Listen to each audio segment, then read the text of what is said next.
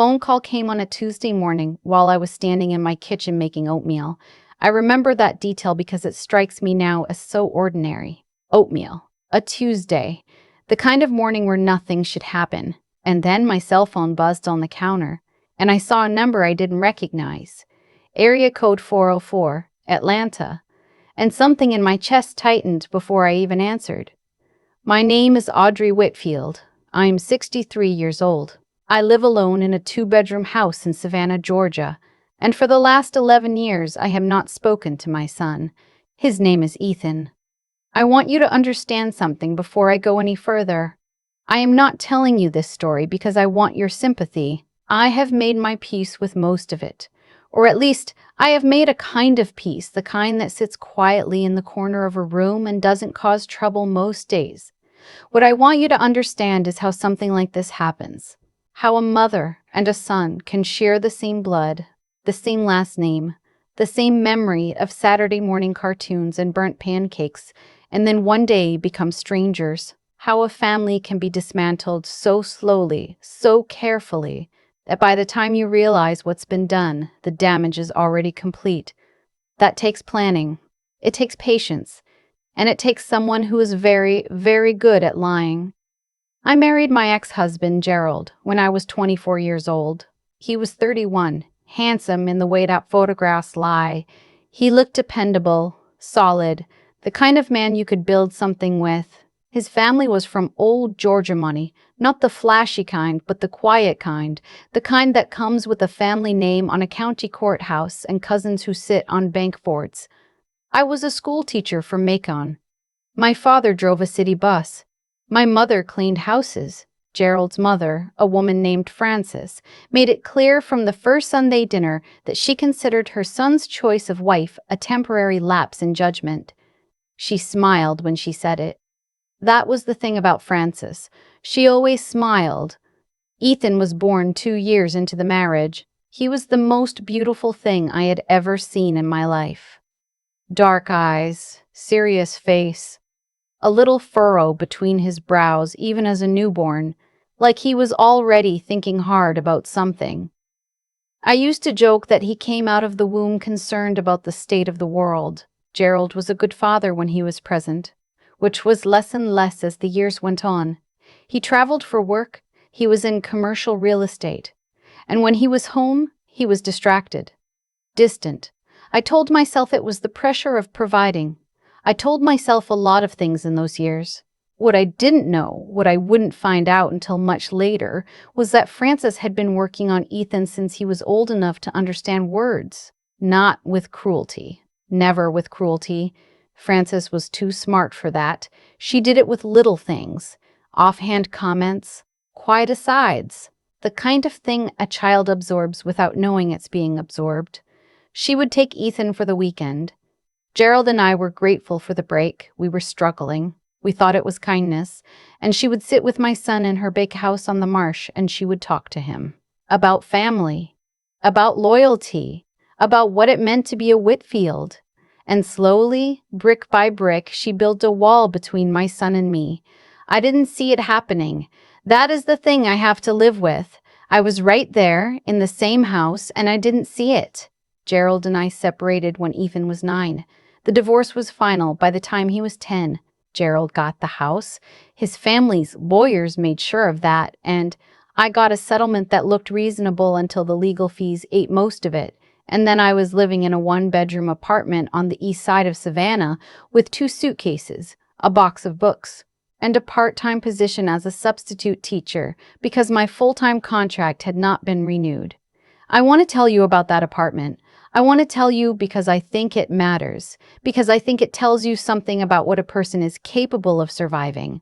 The heat didn't work properly. There was a window in the kitchen that didn't close all the way, and in November the cold air came through it no matter how many times I stuffed a dish towel in the gap. I slept on an air mattress for 3 months because I couldn't afford a bed frame. I ate soup. I ate eggs. I ate whatever was marked down at the Kroger on Tuesday evenings. I was 51 years old. I had a master's degree in education, and some nights I counted quarters to make sure I had enough for the coin laundry. I am not telling you this for pity. I am telling you this because I want you to understand exactly where I was when they decided to finish what they had started. Because Gerald and his mother were not satisfied with the divorce. They were not satisfied with the house, the settlement, the career disruption. They wanted to make sure I stayed down. And the most effective way to do that, the cruelest way, was my son. Ethan had been living primarily with Gerald. That was the arrangement, and I had agreed to it because Gerald's house was bigger, the schools were better, and I was in no position to offer him stability. I thought it was temporary. I thought I would get back on my feet and things would normalize. Instead, the calls from Ethan became shorter, then less frequent, then they stopped. When I tried to reach him, he was polite but cool. A 12-year-old with the manners of someone who had been coached on exactly what to say and what not to say. I remember once, I called him on his birthday. He was 13, and he thanked me for the card I had sent and then said very carefully, "I have to go, Mom. We're having dinner." And that was it. That was the whole conversation. I found out later, through a cousin of Gerald's who had more conscience than the rest of them, what had been said about me during those years. That I had left the family for another man. That I had stolen money from Gerald before the divorce. That I had a drinking problem. That I was unstable. That Ethan was better off without me in his life. None of it was true. Not a single word. But Ethan was a child. Children believe what the adults around them say. Why wouldn't they? Why would his father lie? Why would his grandmother, who took him to church every Sunday, lie? I didn't find out about the lies until Ethan was in his 20s, and by then the damage was so deep I didn't know how to begin undoing it. I tried. I wrote letters. I sent emails. Once, I drove to Atlanta where he was living by then, and I stood outside his apartment building and I called his number and he answered and I said, "Ethan, I just want 5 minutes, please." And he said, "I'm not ready for this," and he hung up. I drove back to Savannah in the dark. I did not cry until I got home. And then I sat in my kitchen and I cried for a long time. After that, I stopped reaching out, not because I stopped loving him, but because I stopped loving him. But because I finally understood that you cannot force open a door that has been sealed from the other side. All you can do is make sure that you are still standing there if it ever opens on its own. So I got to work. I want to be honest about the years that followed because I think there is a tendency in stories like mine to make the rebuilding sound clean and heroic. It was not clean. It was grinding and slow, and there were months where I did not see the point of any of it. What saved me in the end was a filing cabinet. I had kept detailed financial records throughout my marriage, lesson plans, budgets, receipts, everything, because I was a teacher, and teachers are organized. After the divorce, with nothing else to do in my cold apartment in the evenings, I started going through those records, and I started noticing things. Inconsistencies in what had been declared in the divorce proceedings, properties that hadn't been properly disclosed, a rental income from a family LLC that had been buried in the paperwork. I found a paralegal who charged sliding scale fees. I found a legal aid organization. I found an attorney, a woman named Constance Fuller who worked out of a small office near Forsyth Park and who had a reputation for taking on cases that other attorneys wouldn't touch. Constance looked at my records for 3 hours. Then she looked at me and she said, "Audrey, this is fraud." That case took 4 years. It cost me everything I had and some things I didn't have. But when it was over, the court had agreed with Constance. Gerald had concealed assets. The original settlement was vacated. I received what I was actually owed. It was not a fortune, but it was enough to start. I was 57 years old. I had a small amount of capital, a teaching certificate, a master's degree, and a very clear idea of what I wanted to do with the rest of my life. I had spent 30 years in education. I had watched schools fail children not because of bad teachers, but because of inadequate resources, poor administrative decisions, and a system that processed children like widgets. I had ideas about how to do it differently. I had written those ideas down over and over in notebooks during all those years of being invisible. I launched an education consulting firm. I know how that sounds. I know it sounds like the kind of thing people say in motivational speeches, but I need you to understand the reality of it. I started that business from my kitchen table with a used laptop, a spreadsheet, and one client. A small private school in Savannah that couldn't afford a full-time curriculum coordinator. I charged them very little. I worked very hard. They saw results. They told other people. Within 3 years, I had 12 school district clients across Georgia and South Carolina. Within 5, I had expanded to Alabama and Tennessee. I hired staff. I moved into an actual office. I won a state education innovation award. I was asked to speak at conferences. I bought a house, a real one, with a guest room and a proper kitchen and no dish towel stuffed in the window. I tell you this not to brag. I tell you this not to mag. I tell you this because you need to know where I was standing when the envelope arrived. It came on a Thursday. A regular envelope, handwritten address. No return name, just a street address in Atlanta that I didn't recognize. Inside was a card, wedding invitation style, cream cardstock with a gold border, and inside the card was a single sheet of paper. Ethan was getting married. Her name was listed as Felicia. The wedding was in 6 weeks at a hotel in Atlanta I recognized. A very nice hotel, downtown, the kind that has a ballroom with chandeliers. And then, below the details in Ethan's handwriting, a note. I want you there, Mom. I need to see you before I start this new chapter. Come alone. I read that note 4 times. I am 63 years old and I have learned the hard way to trust the small cold feeling that sits in the base of my throat when something is wrong. And that feeling was there. Reading those words, come alone. Why would he say that? Who would I bring? I had no husband, no partner. I had friends, but none who would expect to be invited to my son's wedding. Come alone meant something. Still, I told myself I might be wrong. I told myself 11 years was a long time, and people changed. I told myself this might genuinely be a gesture of reconciliation. I told myself that. And then 3 weeks before the wedding, a woman called me.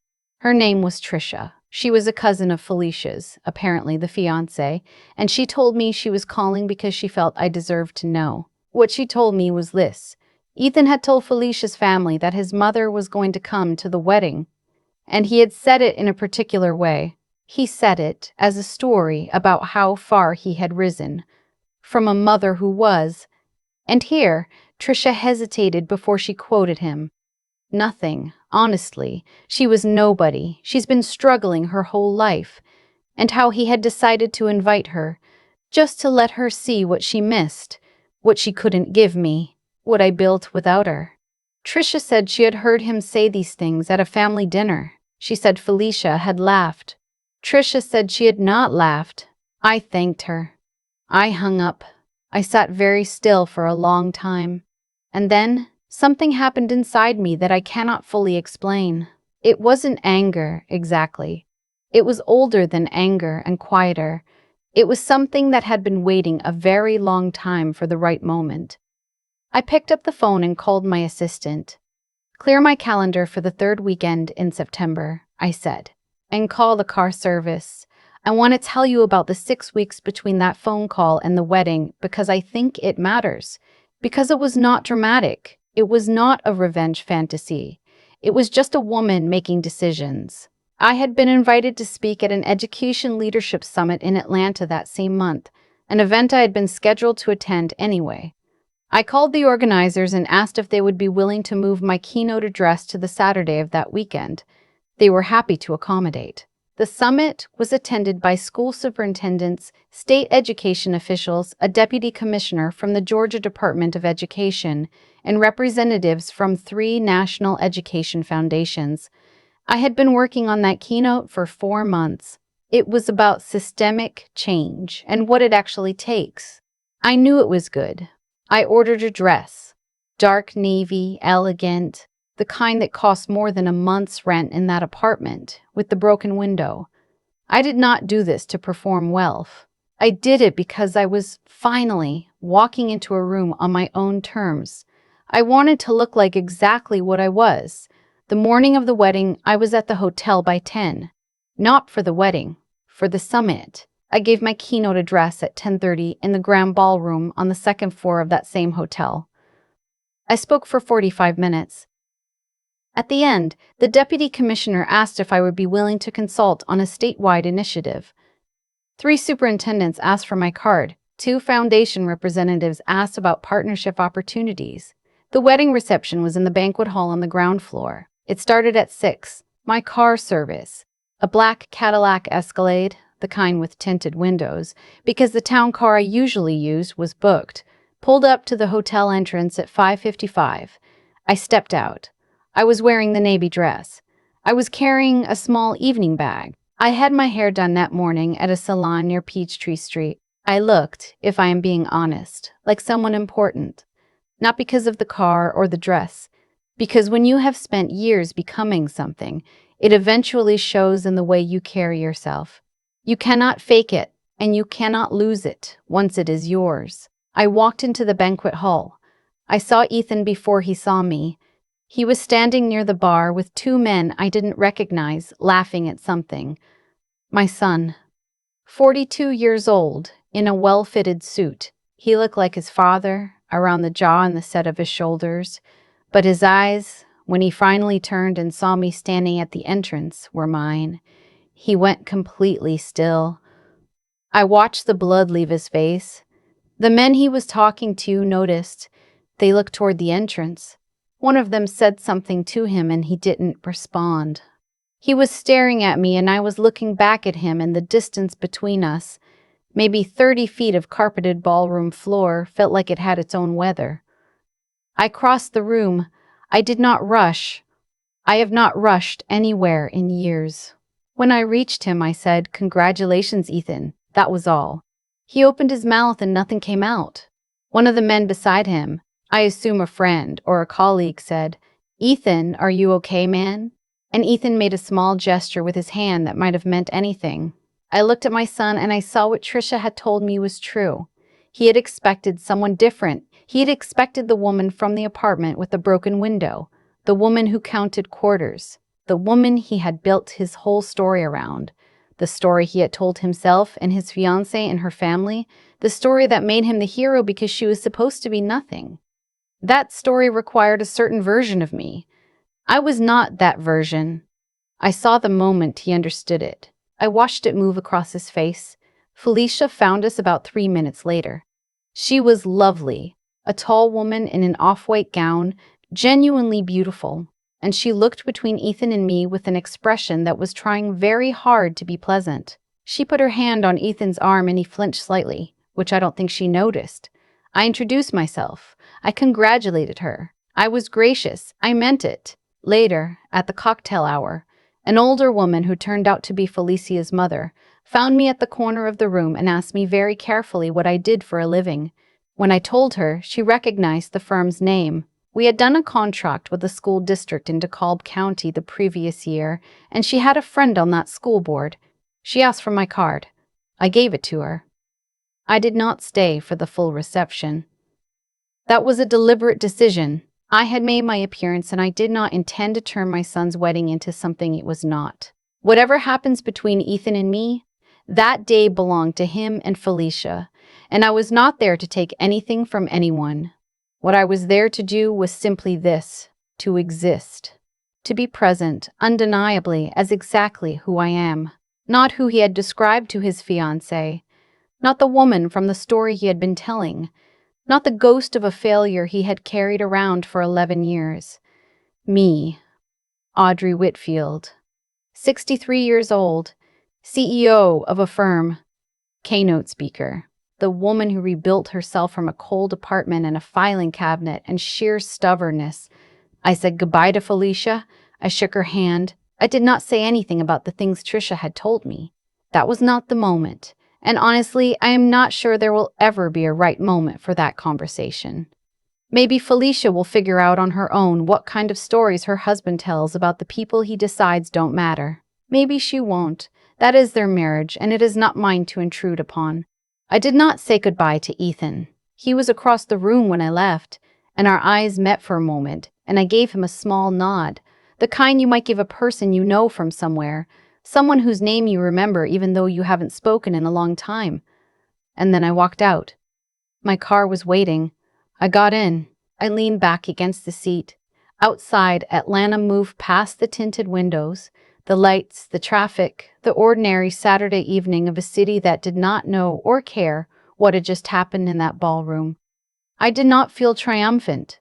I want to be clear about that, because I think people expect triumph in a moment like this, and what I actually felt was something quieter and harder to name. Something like grief, maybe, for the years that were gone. Something like relief that I had not collapsed, that I had not cried, that I had walked into that room as myself. Something like the very particular exhaustion that comes after you have held yourself together for a very long time. And something else. Something small and stubborn and not entirely unpleasant. I thought about Frances. About all those weekends she had spent carefully building her wall, telling her stories, poisoning the water so slowly that no one would notice until the damage was done. She had passed away 4 years ago. Gerald had sent a brief email, which I had not responded to, and she had never seen me become what I became. That was the thought I kept returning to on the drive back to my hotel. She never saw it. She did everything she could to ensure I would stay small, and I did not. Ethan texted me the following morning. A short message, just a few words. Can we talk sometime? I held the phone for a long time. I want to tell you what I wrote back, because I think it is the truest thing I have said in years. I am here when you're ready. But Ethan, I need you to know something first. I don't need you to rescue me, and I don't need you to feel guilty. What I need, if we are going to do this, is the truth. Not the story your father's family told you, the actual truth. When you are ready for that conversation, I will be here. He did not respond immediately. He responded 4 days later. He said, I think I've known for a while that I had the wrong story. I just didn't know how to undo it. I'm sorry, Mom. I read that message in my kitchen in the morning, making oatmeal, just like before. Except this time I was in my own house, with good heat and windows that closed properly, and I was not the woman in the cold apartment anymore. I am not going to tell you that the apology fixed everything. It did not. 11 years is a long time, and trust is not a light switch. What I told Ethan is that I was willing to try if he was willing to be honest, not just with me, but with himself, about how he had allowed what happened to happen. That is the conversation we are still having. I do not know how it ends. What I know is this. I walked into that room. I stood in that ballroom in my navy dress, in my own skin, and I was not ashamed of anything. Not the apartment, not the years of difficulty, not the Tuesday mornings of oatmeal in an empty kitchen. None of it, because all of it made me exactly who I am. And I knew, standing there looking at my son's face, that whatever story he had been told, whatever story he had told himself, he knew in that moment that it was wrong. He had looked at me and seen someone he did not recognize. That was not a failure. That was the whole point. I have been asked, since by people who know parts of this story, whether I think I did the right thing, whether I should have reached out sooner, whether I should have fought harder, earlier, for Ethan's attention, whether the last 11 years were necessary. I don't know how to answer that. I made the choices I made with what I had at the time. The woman I was at 51 years old, in that drafty apartment with 2 suitcases and a broken heart, was not capable of the things the woman I am now is capable of. That is not an excuse. It is simply true. You become who you become by going through what you go through. You cannot skip the middle part. What I do know is that Frances spent years trying to write the ending of my story, and Gerald allowed it. And somewhere along the way, Ethan chose to believe it. None of them got to write the ending. I did. And it goes like this. An ordinary Tuesday morning, a kitchen that is warm, a cup of coffee, and a phone with a message from my son that says he is ready to try to know me.